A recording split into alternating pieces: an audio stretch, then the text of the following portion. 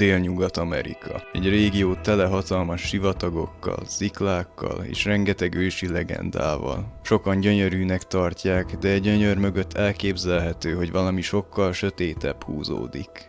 Minden évben több száz bejelentés érkezik eltűnt személyekről a régióban, Új-Mexikóban, Arizonában, Utahban és Colorádóban. Míg sokan előkerülnek, jelentős részüket sosem találják meg, mintha bármiféle nyom nélkül tűntek volna el. Nincsenek célra vezető nyomok, nincsenek megtalált testek, mintha valami csak egyszerűen elragadta volna őket. Míg a legtöbben a hőséget, az elszigeteltséget vagy a helyi vadvilágot okolják az eltűnésekért, a régió őslakosai között akad egy másik, sokkal érdekesebb teória.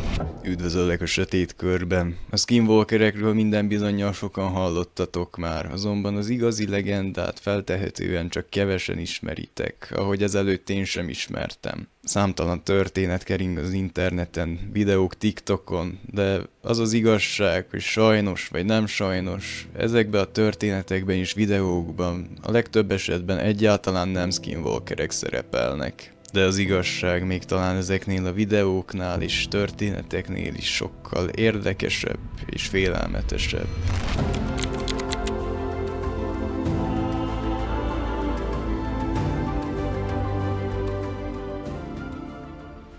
A navajo indiánok gyógyítóinak sok esetben nagy távolságokat kellett megtenniük egy-egy gyógyító ceremónia elvégzéséhez, így a sámánokhoz fordultak segítségül, akik megtanították őket, hogy hogyan vehetik fel olyan állatok alakját, mint például a kojot vagy a sólyom, hogy így gyorsabban megjárják ezeket a távokat. Azonban ezen képesség elsajátítása több évnyi kitartó munkát vett igénybe, és számtalan rituálén kellett, hogy átessen az ember. Ehhez nem mindenki volt elég türelmes. De a sötétség meghallgatta ezeket az embereket, és egy másik alternatívát kínált fel nekik. A navahók szerint úgy válhat valaki skinwalkerré, ha a boszorkányság útjára tér, és különböző tabu tetteket hajt végre. Ennek az első lépése nem más, mint hogy valakit, akit tiszta szívből szeret az illető, meg kell ölnie. Lehet ez az apja, az anyja, a testvére, a felesége, de akár még a saját gyermeke is. Ez a tett után kezdhetik el megtanulni a sötét mágiát, mint például az alakváltást is, és a különböző mérgek készítését, melyekkel másoknak árthatnak. A boszorkányság útja a navahó kultúrában a mágia használat egy ága, mely a gyógyító és védelmező varázslatokkal ellentétben rosszindulatú, ártó mágiára összpontosít. Ezeket a skinwalkerek személyes haszonszerzésre vagy bosszúból használják fel mások ellen. Az fontos lehet leszögezni, hogy a navahóknál a boszorkány az nem feltétlen mindig nőre utal. Hiszen náluk a világ többi részével ellentétben a boszorkányjelzőt azt használhatják férfira is és nőre is egyaránt.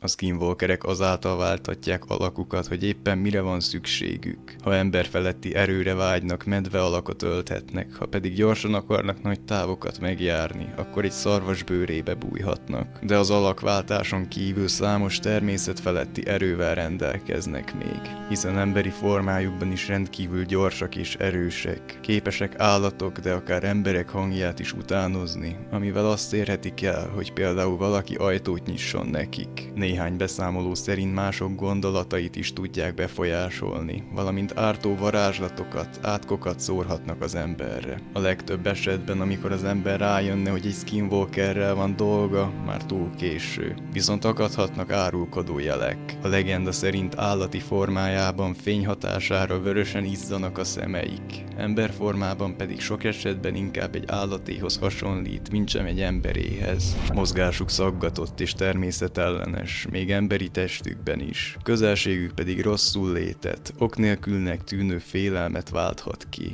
A legenda az évek során messzebbre terjedt a sivatagos régiótól, ahonnan elindult, de hogy a történet szájról szájra terjedt, lassan megváltozott, leegyszerűsödött, és egy teljesen új történet született belőle, mely inkább kedvez a modern horror médiának és az internetes kultúrának. Ez pedig mára már rengeteg félreértéshez vezetett.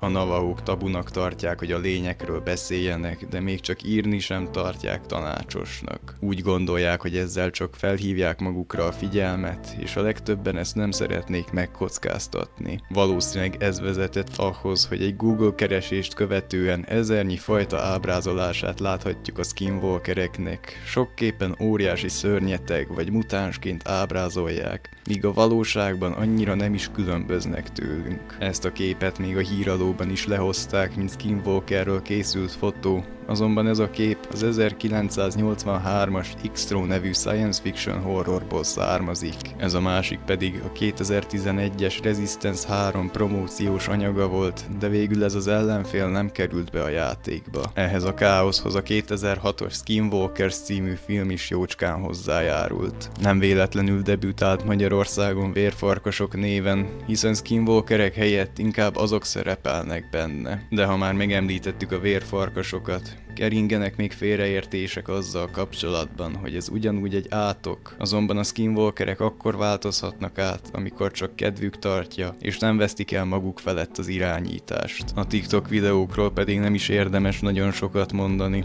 A legtöbb esetben az ezekben szereplő állatok csupán csak furcsán viselkednek, néha ez előfordul bármiféle behatás nélkül is, vagy csak előre betanított trükköket hajtanak végre. Ahhoz, hogy egy skinwalker felvegye egy állat testét, meg kell, hogy ölje azt, meg kell nyúznia, majd a bőrét a testén viselve véghez kell, hogy hajtson egy rituálét. Valamint a skinwalkerek a térség energiáiból táplálkozva tudják elvégezni az átváltozást, így a föld többi részén ez elvileg nem is lehetséges. Az online keringő mítoszok ellenére a skinwalkerektől való félelem sokak számára nagyon is valóságos, és van egy hely az amerikai északnyugaton, ahol ez a félelem a tetőfokára hágott. Egy hely, ahol az alakváltókat övező történetek ütköznek a megmagyarázhatatlan UFO jelenségekkel, más világokba nyíló portálokkal és sötét kormányzati titkokkal.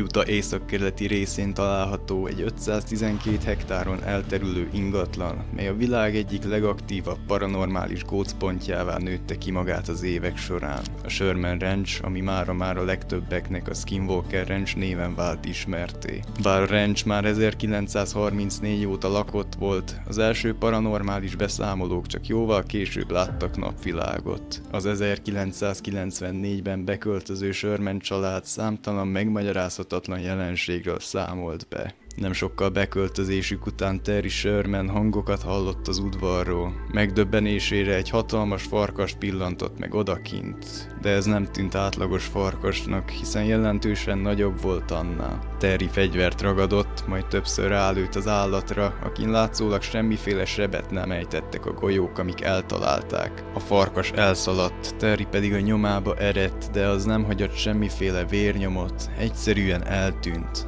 De messze nem ez volt az egyetlen eset, amit a Sherman család ott tartózkodása alatt tapasztalt. A tanyán eltöltött éveik alatt beszámoltak különböző formájú, mozgású, ragyogó fényekről, furcsa, az égen megjelenő megmagyarázhatatlan objektumokról, gabonaköröket fedeztek fel a földjükön, és az sem volt ritka, hogy hangokat hallottak, melyeknek forrása nem volt behatározható. A marha állományukból számtalan állatot találtak meg orvosi pontossággal eltávolított belsőségekkel és különböző szervekkel. Egy Robert Bigelow nevű milliómos vette át tőlük az ingatlant, csupán $200,000 áron, mely már akkor is igen alacsonynak számított egy több mint 500 hektáron elhelyezkedő ranchért. Robert pont egy évvel korábban alapította meg a National Institute for Discovery Science nevű társaságát, ezzel hozzájárulva az UFO-k és paranormális jelenségek kutatásához. A farm megvásárlása után azt kutatásai központjává tette. A kutatószervezet is hasonló történeteket osztott meg a publikummal, mint a Sherman család. Megmagyarázhatatlan fényeket láttak, marhákat csonkítottak meg. Egyet fényes nappal, úgyhogy egy órával korábban az a bizonyos állat még békésen legelészett. Valamint készülékeik rendre meghibásodtak a paranormális jelenségek alatt. Bár a kutatószervezet 2004-ben feloszlott, a ranch egészen 2016-ig Robert tulajdonában maradt, majd eladta azt egy vevőnek, aki névtelen akart maradni.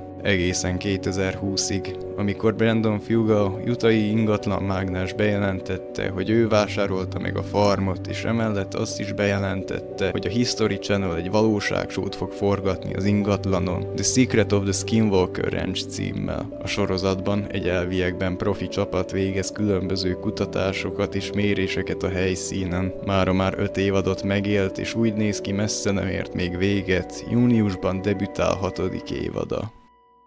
A sorozat jó kritikákat kapott, de mivel a History Channelről van szó, így sosem tudni, hogy ami a képernyőn történik, az valóban megtörtént-e, vagy csak egy nagyon szépen tálalt átverésről van szó.